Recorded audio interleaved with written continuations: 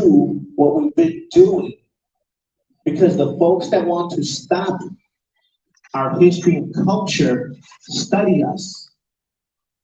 They have the luxury and power to wait and plan at 10-year cycles. And then it comes again, comes again, comes again. So we have to be creative and keep changing things. So I want to kind of model that approach. And let's start with even the panel. I want to thank the BIPOC Book Fest committee. They asked me to talk about my book. My book is titled The Tip of the Pyramid, Cultivating Community Cultural Capital. And the way the book industry works is one person goes on stage, reads from their corporate product, and then you try and sell people a product.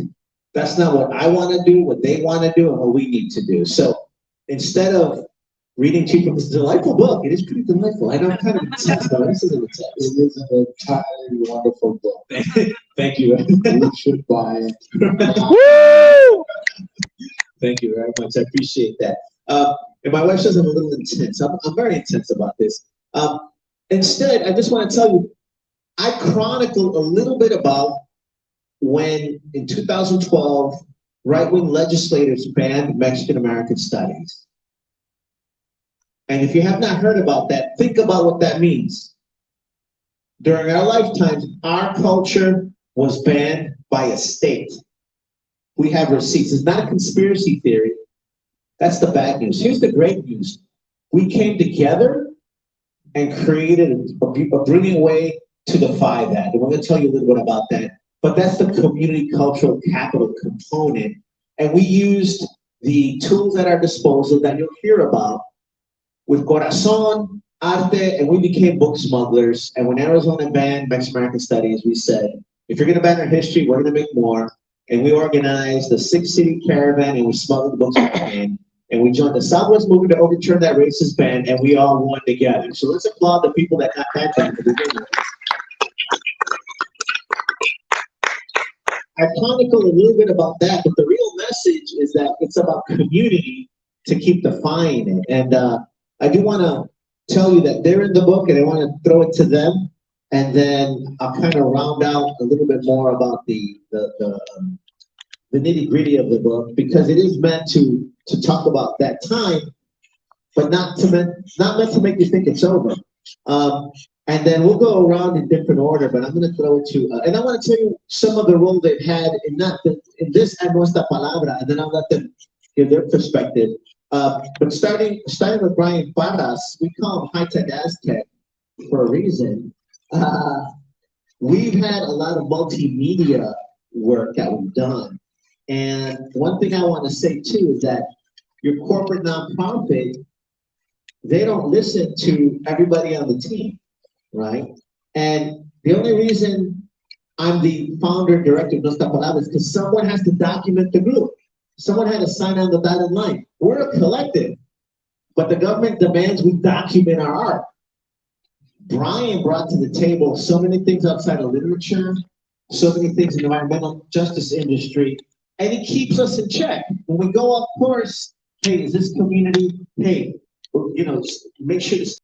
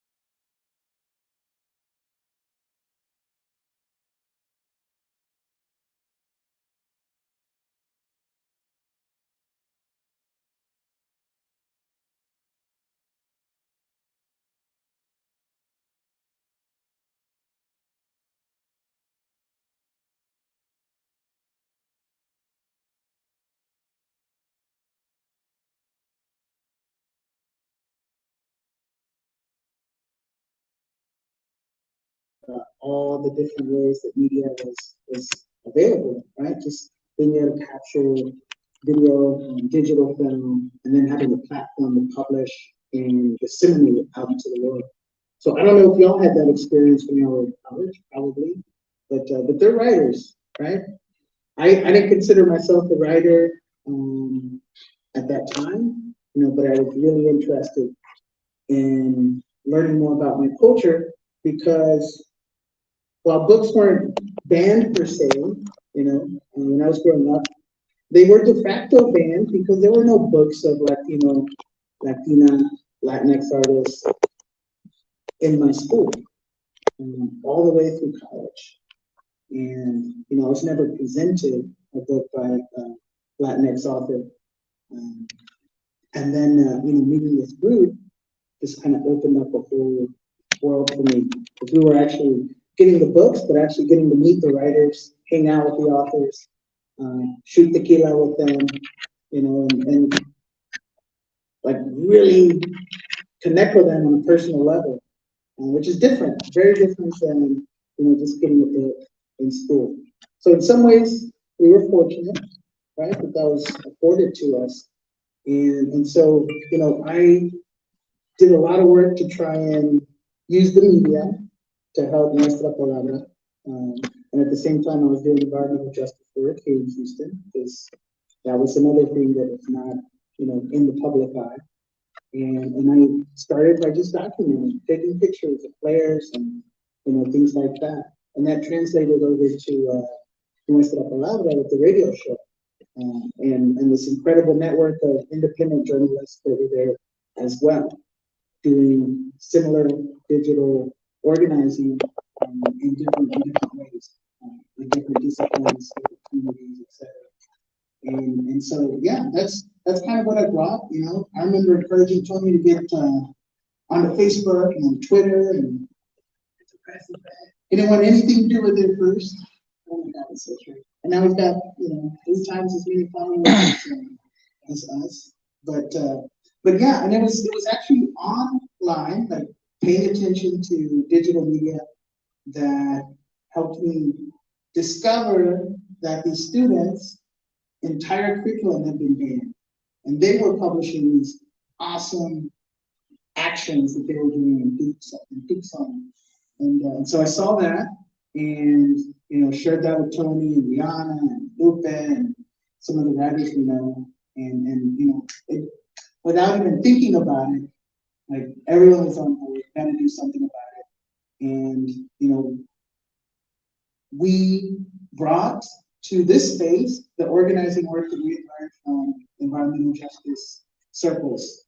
So the idea of a caravan, comes from civil rights movement, of course, right? The caravans that happened in the 60s in the Deep South had been adopted by environmental justice advocates to show the disproportionate impacts, right?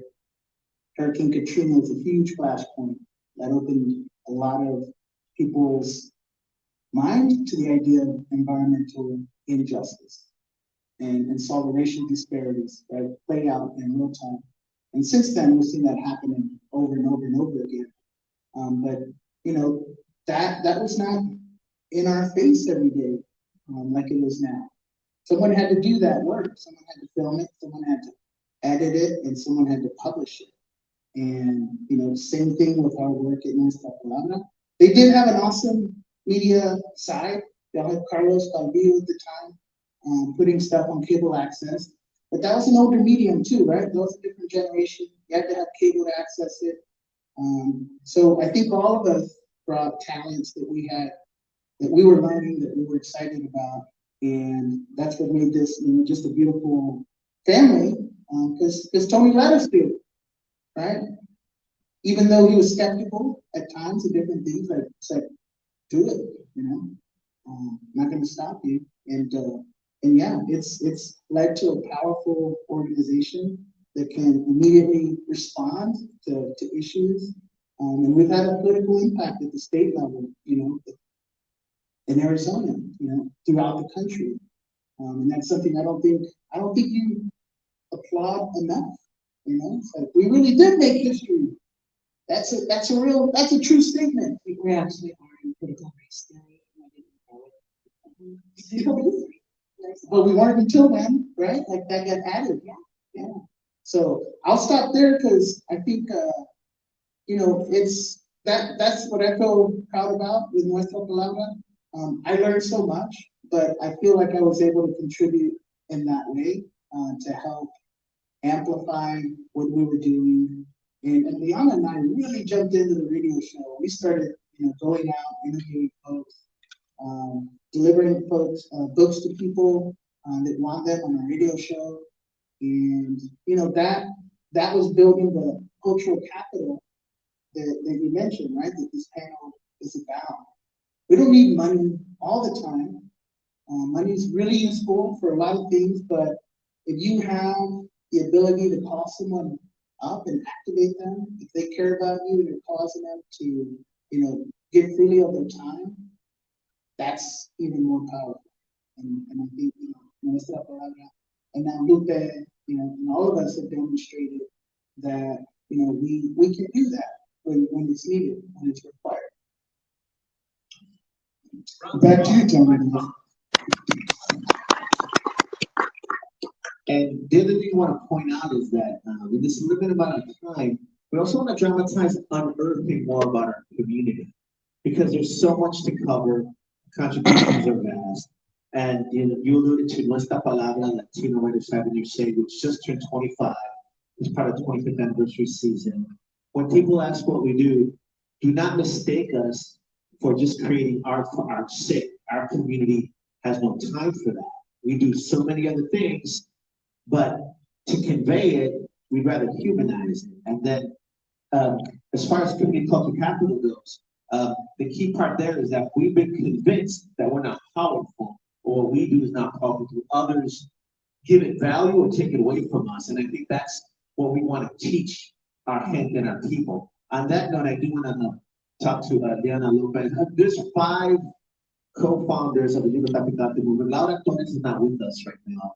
So we're going to say that it's always been a lot of Latinas pushing our movement. Liana Lopez is really brilliant in many different ways. She's multimedia, but she's also does a lot to help our structure. And to me, what's been powerful to see, besides the impact she's had with news, getting us national news, local news, community news, and social media, is that I didn't realize she was shy and didn't like to speak in public. And I didn't know she didn't have a degree at one point, if I may bring that up, because she's so intelligent, so smart and articulate. And I remember at one point, we had just done all these press conferences. She's like, I'm really nervous. I'm finishing my degree. And I'm like, I thought you had like a master's or something like that. She went and finished it. I'm sorry. What? Yeah, right, exactly. So just long story short, I came into Nuestra Palabra from the Burbs. I actually came into Nuestra Palabra from the Burbs. I grew up in Humboldt, before the mall. So yeah, I'm a little aging myself a little bit, but I know, right? Somebody new. But yeah, so I graduated in the top 6% of my class, and nobody talked to me about college. Not one person. And I was in a school of, I don't know, a handful of Latinos at this point. So I'm not saying that they, it was what it was. But what I am saying is the part of the cultural capital, like my folks didn't really realize that they just needed one way to graduate from high school. You graduate from high school, you're set. Because at that time, that was how it was in those times when they were growing up. In our times, if you get a BA at this point, you're lucky if you get a job. It's like the old high school degree. So for me, I had a couple of different past lives, but I did finish that degree literally 20 years after I graduated. I didn't care. I was going to make that money. I did say I changed the degree a few times. I did start out in computer science, and that worked out for me. Well, we could have, but I wasn't studying, and I realized at that time, let's try something easier. And at the time, it was accounting, because that's sorry, accountants. I know. But so I made it to my senior level there, and then life happened, and I went back, and I finally finished with finding Nuestra Palabra, because I started doing more media work, and that's really where it solidified what I wanted to do. Sort of. You never really know what you want to do. I'm happy for you, but still kind of there. But yeah, so Nuestra Palabra, talking about cultural capital, really opened my eyes when I came to Nuestra Palabra, just because we had this, I say we now just because I came for the beginning, but I was not there at the beginning. I came along at the second book festival. I had responded to an ad and got involved that way at their second book festival, and we immediately I got put into things that I had no idea to even do. They just said, do this, and I'm like, okay. And so after that first 3 days of 30,000 people for George R. Brown, and I'm running 3 stages. I've never been a stage manager in my life. So I'm like, get off my stage. So so then I started with the radio show right after that. I had no idea that 90.1 FM actually existed. It is Houston's community radio station, if you haven't heard of it, which I would not be surprised if a lot of you wouldn't, because at the time, I had a radio in my car and not in my house. And of course, this was pre-internet where you can actually go and get on the radio now through the internet or your phone. So I literally had to go out to my car to turn on the radio to listen to Nuestra Palabra when we found it. And so through that cultural capital, like working at the book fairs, learning about the volunteers that we had, going into different communities, because also I don't speak Spanish, although, immigration is a huge issue and I have a lot of friends that are actually doing that work. I don't feel very useful in that arena because I don't speak Spanish. And so for me, it doesn't seem like my own that I can say it. I know it's in Spanish. I do have some Spanish words, but and working through that cultural capital has opened so many doors, and we're able to just jump in and help where we can. The radio station has been a powerful tool because although FM radio isn't the biggest thing out there right now, it still lends credibility when you're talking to media folks and talking to other people. It's one thing to have a podcast. It's another thing to have a radio show that's actual on old media is what I call it, still functional. But through that cultural capital, we're actually able to reach so many people that don't know, that, like me, like I really didn't know a lot of things that happened outside of my culture. I knew I was Mexican, but it wasn't, it was, I read a book after joining Nuestra Palabra called 500 Years of Chicano History. That book changed my life. It's more of a visual book, which I'm more of a visual person. But those kind of things about racial dynamics are things that this society and the way that it works right now requires you to forget. So you're a lot more able to control. It's not a bad, it's just what our culture is. If you look at our history without being judgmental, that's what our cultural is. Cultural capital has gone a long way from the beginning. We're not going anywhere. To learn how to harness that, and that's what we do in Nuestra Palabra.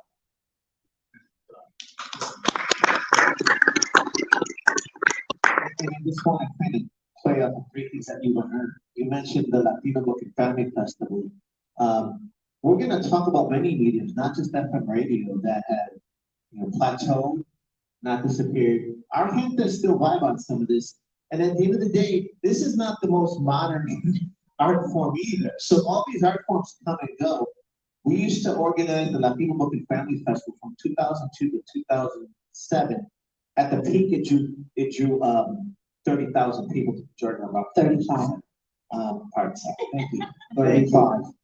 Let's get the numbers right. I appreciate that. And people ask what happened to that, and I just remind them that this is the same book industry where, if you might recall, I don't know how many of you remember. Climate change, Tony, climate change. Climate change as well. How many of you remember a book chain, a chain of bookstores named Borders? Couple, right? B. Dalton, remember B. Dalton? Now we withstood the tsunami that took out these book chains. And when the government said they were going to close the borders, I didn't know they meant the bookstores, but I guess that's what they meant, right? But we withstood an industry that has spiraled out of existence, which means then that if we had followed those paths of those corporate organizations, corporate nonprofits we belong to, you mentioned that one, You also mentioned the radio show. So the radio show airs on 90.1 FM KTFT every Tuesday at 7 p.m. We actually record it on through StreamYard on Facebook Live, so it starts on the Facebook page of Nuestra Palabra. The video version airs on fox26houston.com. We take the audio and air it on 90.1 FM KTFT. We also air it as a podcast. So the idea that is, our community has had to always adapt, and it's always being attacked. It's always being erased. Some people, sometimes they notice it, sometimes they don't. We're not going to depress you all, because you also mentioned Richard Delgado, who's the progenitor, because he and his wife, Dr. Stefanik. They are the progenitors of critical race theory. And you pointed out that they read, in their book, Critical Race Theory, they have quoted, they've talked about the Librotraficante as well. So that's kind of what you mentioned. Yeah, I was really shocked. I didn't know that we were in there, and so when I was reading it, listening to it, I was like, what? Why not? That's dope. You didn't know I that? didn't know either. Stop it. Okay. Sorry. So now I do want to sell you some books. And then I want to go to Lupe Mendez, who's been a part of the team. Again, everybody here, we've known each other for several decades. We've worked together several decades. We work together in different ways. But I do want to, let's bring it back to the books. So if we come to the Nuestra Palabra book, we just brought this back hot from San Antonio. We smuggled this in from San Antonio. Wine and Mike Tequila. We've got copies of the booth if you want. Lupe Mendez, Texas Poet Laureate decided. I want you to hold it to a lot of people can take that point. Yes. Until another news officially announced. Yes, and we don't know when is going to be announced, so I might be the final test. Yeah, as it should be. That's the other part that I'd like to talk about too, is what cultural capital is. And let me just say I do want to say one other thing. We knew Lupe before he was published. We recognized his talent before others did. He came and served as a servant leader for Nuestra Palabra for years and made sure other people got educational experience, enhancement, and found out how to publish before he went and started getting published first. And I say all that because I'm so happy now that the rest of the world has recognized him. I'm glad that Texas is recognizing his Texas Poet Laureate. I'm glad he's got the book up. I'm glad he's getting awards. But I want to remind you, others did not know that first. And just like that, right now, the talent in our community is being ignored. And I'm glad that Lupe Mendez is taking it to the next level now, continuing the work with the Devil's Projects and so many other things. So please give a round of applause to your Texas Poet Laureate.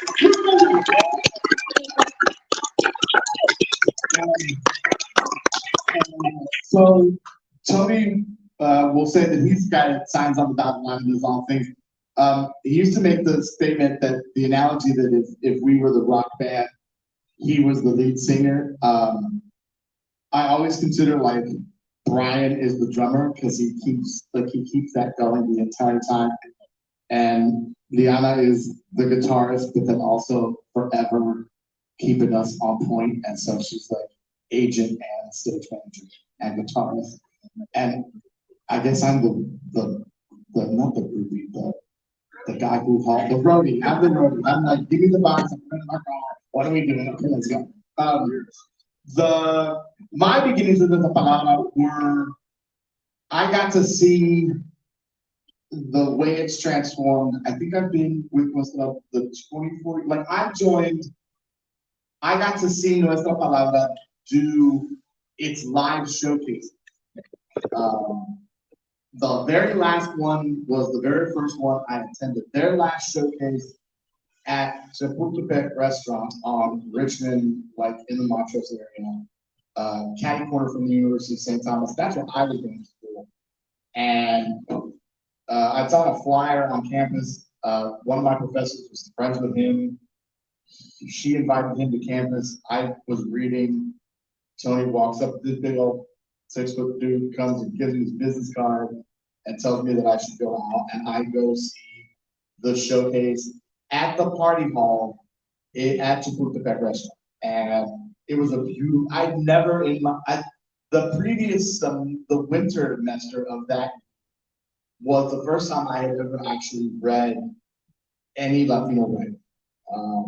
A friend of Tony's also, when we're talking about community capital, cultural capital, Dr. Jose Aranda was an adjunct professor. He teaches at Rice, taught at St. Thomas that one semester, and gave us a course on survey of Chicano culture.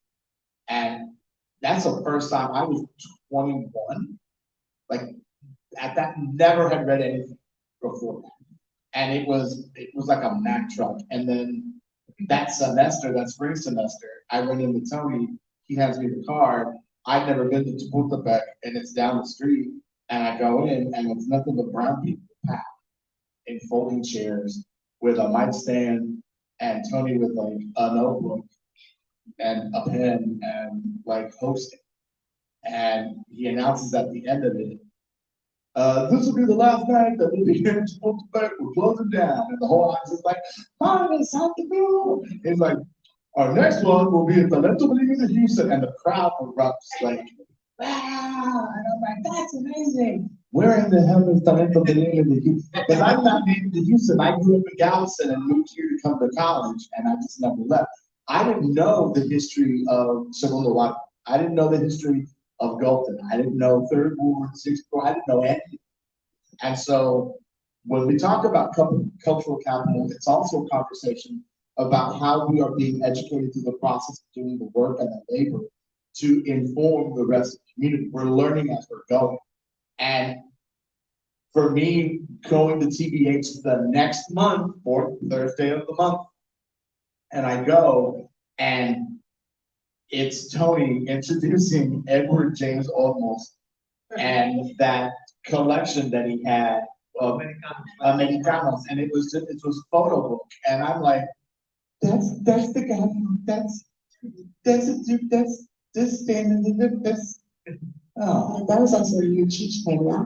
That was his book too, yeah? I think right around. So then here we are. We went from Chapultepec to Talento Believing in Houston. Seat size, I'm gonna say 50 seats at Chapultepec to 250 packed every single fourth Wednesday of the month. And this is what I attribute to Tony, always forward thinking. And I think the uniqueness of how we organize is Tony shoots high, and the rest of us are like, okay, we're gonna catch him, what's that? And look, it was always like, here's the big idea. Now, how do we make it work? There was never a no. There was never a, we're not going to be able to do it. We just need to figure out how to get it done.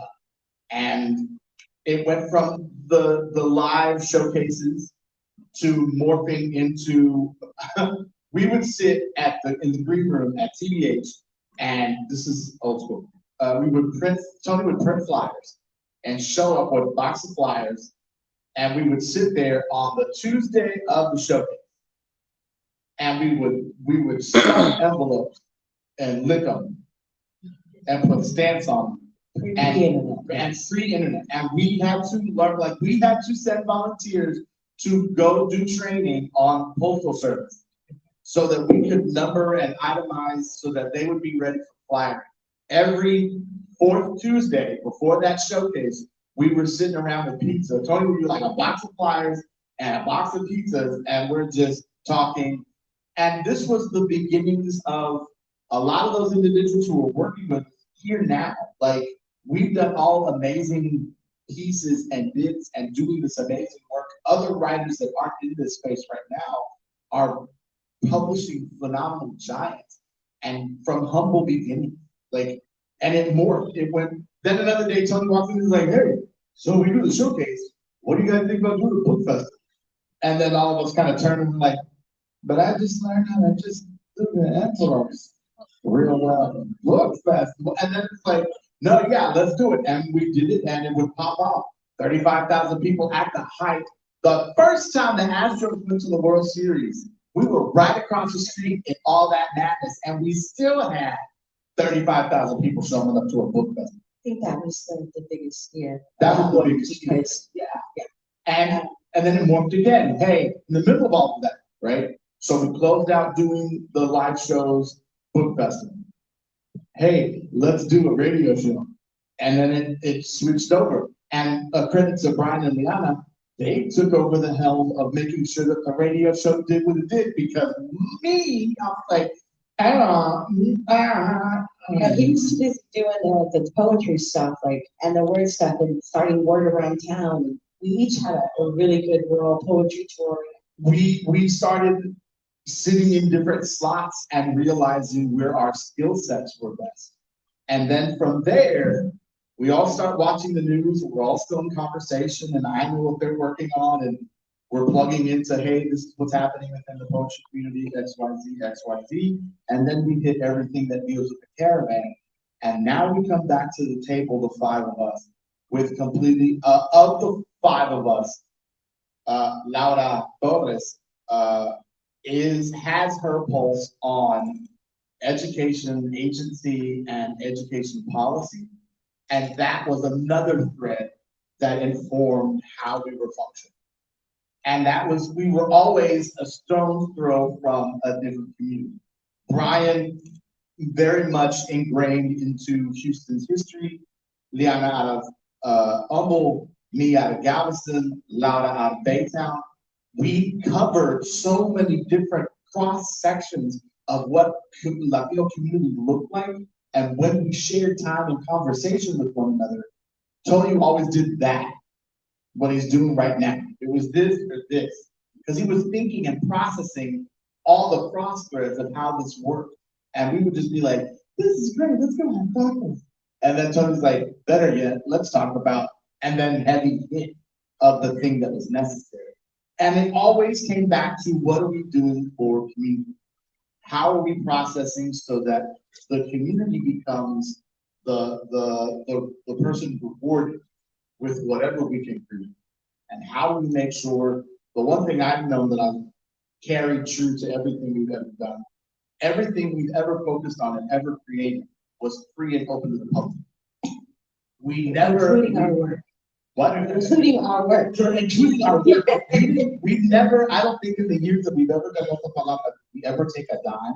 Okay, we might have gotten a free signed book, or we got to hang out with one another. yeah, we got to hang out, and Bryan says it's the privilege of it, but it was also the learn. Like I published 2 years after we stopped doing book festivals. My first published piece was in a Norton's anthology of Sudden Fiction. I didn't even, when they sent me the letter that said, congrats, we would like to publish, I called Tony and I was like, who the hell is W.W. Norton? And he hung up on me. And then he called me back, he's like, look on your bookshelf. You see the books on your bookshelf from your English class? Look at, just open one of those books. I was like, I have a Norton, open the book up. He was like, oh my God, they what? And I had no clue. But it was the back end that I didn't realize. As I published my own book and as I started hosting, we had already built the understanding of how to put a book, and we could put on a book event right now today with our eyes closed, because we did it so many times. And we figured out, what are the conversations with the bookstore? What's the conversation with the publishing house? It's why we were able to put the caravan together so brilliantly. We'd already known all the authors that had been banned in Arizona. We had beers with them, or took them back to their hotel room, or paid for their gas, or took shots, or whatever. Like, we knew the back end of the hard lift. And so to do these things for the public wasn't a far-fetched thing. All those skill sets we already had. And surprisingly, every road bump that we came into in the caravan, we knew how to respond. Like, between the five of us, we were like, well, it could be this, or wait, that could get into that. And that became, for me, when we kept it, the ground level work of what are we providing for the community and what does the community need? That was always the two questions that have guided all of the work that we've done with community cultural capital. Right? Who is going to benefit and how can we make sure they benefit in me? And I don't know if I'm saying. So we're in 10 more minutes. I want to play up one thing you said, and I want to talk more about how this can all go away. How it is always in danger of going away. But one thing about the audacity, that's what I did love about. Do I love about what we do is it gives us an audacity to dream, to understand the purpose of that hard work, and not to feel helpless. Because we'll sit down and be like, here's a major issue, and we can approach it. And I'll be audacious with you too. We've been right. We've been proven right. We're the annals of history. Why? We have stopped oppressors that are out to silence our community, and we keep winning, and we will keep winning, just as our people have done before. So I think that's also what's beautiful about the art.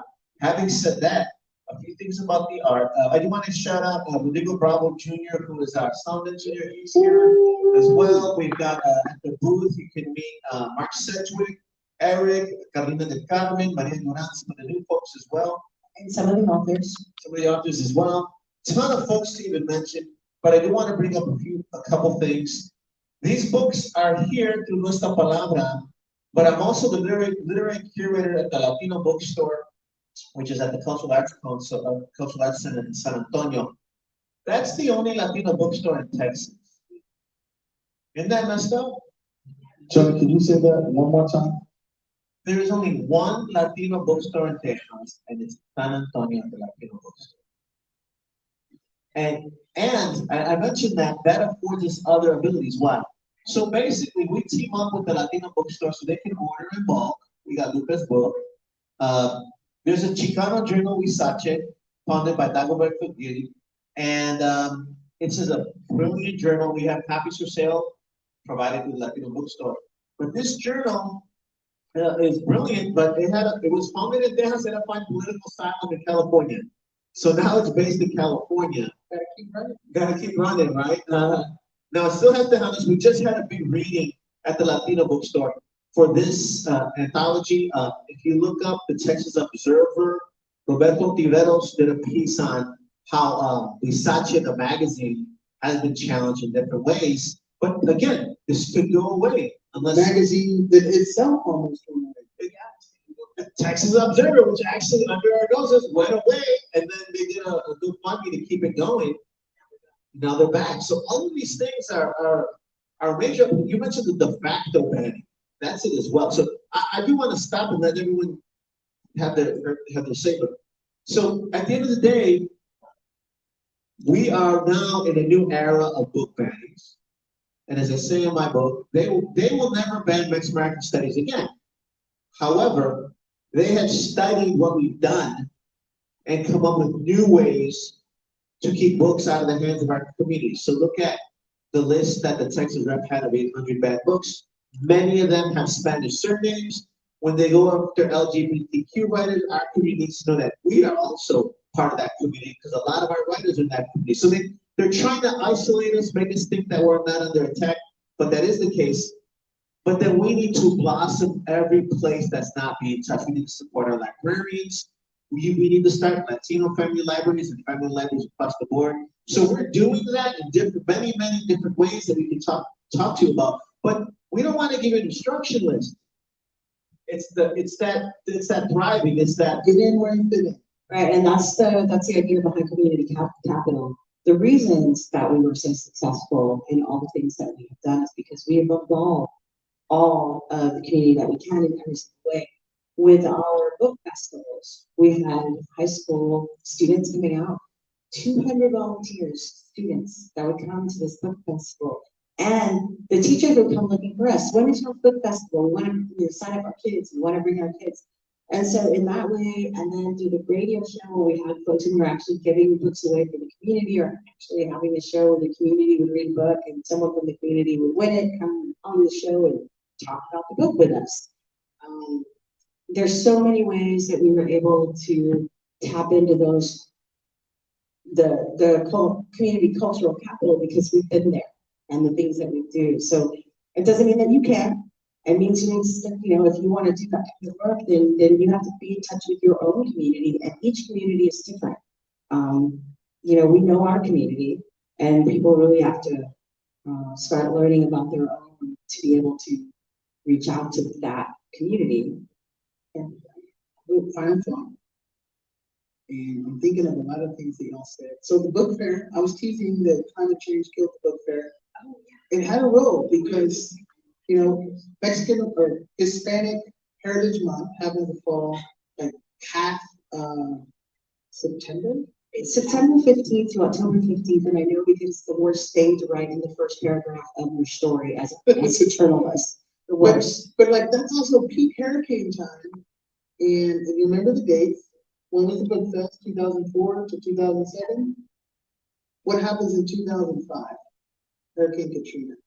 And so we used the Georgia Brown Center for the book festival.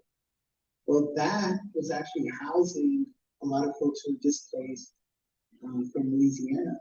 But that happened in 2005.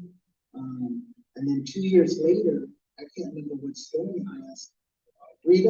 No, it was not Rita. That was the same year though, wasn't it? This was a week back. No. I think you're right. But we got displaced again, you know, because of another storm. And it definitely, you know, has played a role and had to make us more nimble and reconsider, you know, book festival. Other things were happening, right? The publishing industry was kind of falling apart because of the internet at the same time. But we had to pivot, right? We had to pivot. And I say that for two things because I think there's still a need for a lot of writers to look at the different intersections, you know, of our experiences. And there's a cool book right now that does talk about environmental issues. Chicana writer, Flower Press, I forget the name of the book, but Marisol Cortez, Lucid Midnight. And so there's you know so much more that could be said about our community and our experiences. And you know the last point I'll make is Tony was right to say that you know Nuestra Palabra was the first to believe in a lot of folks, right? All of us up here on the stage as points in case. But the community also believed in Nuestra Palabra and believed in us too. And you know, it's a shared reciprocal process that I think was beautiful. We needed a platform, we needed space to exhibit, you know, our talent.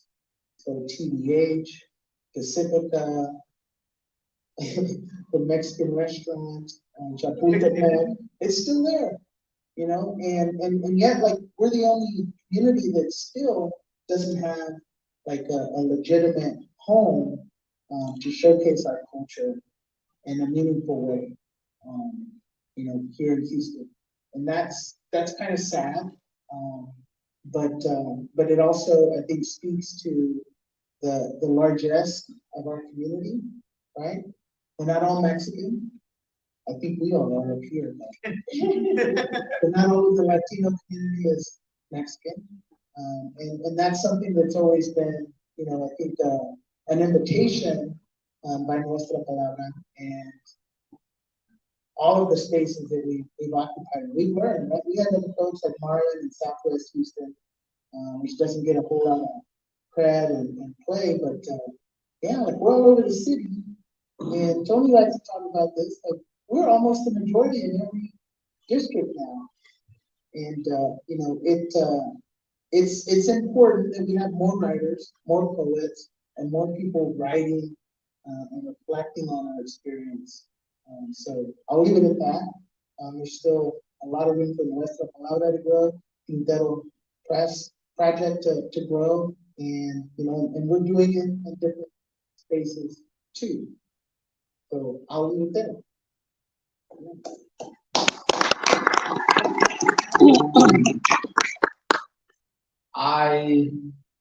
In the summer of 2016, because you could always do this with Tony. You just walk like, hey, I have an idea to go do blah, blah, blah, blah, blah. Tony's like, yeah, cool, go.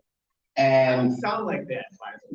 he sounds like that when he has his glasses on. Also, side note, this is family. Like, I can have a conversation with any of these three and Laura, and there'll be cuss words and hugs and laughing And I know them intimately enough that we went to a Books Expo of America in New York. And the four of us shared a Holiday Inn. At least the movie size The smaller than this guy, from like here. It was, we went to this Books Expo of America with the choice knowledge of we were gonna figure out all publishers and bring back Latino books in suitcases. And when I woke up one morning, I'm laying down like this, next to Bryan, Liana's on the bed, and Tony, boca abajo, in the crack of the bed in the wall, with his contacts still in his eye. And covered up with a sheet. And covered up with a sheet. And Liana had the blanket. And I sit up and I remember thinking, this is the heavy work. Like, this is the stuff that I will remember with the work that we've done through these years. This is the nitty-gritty part of community that is necessary so that we can go back home and share these new writers that are gonna come into town. Like, that was bar none, I think the thing that's always carried us through is what are we producing and creating for the public? And how can we make sure that they are the ones investing? And I carry that even with the work I do now in the project. I asked Tony, hey, I wanna go back and do the stuff that we used to do with the showcases, but I'm a flip it. Same platform idea, but I'm sneakily gonna figure out a way because Tony taught us what collaboration looks like.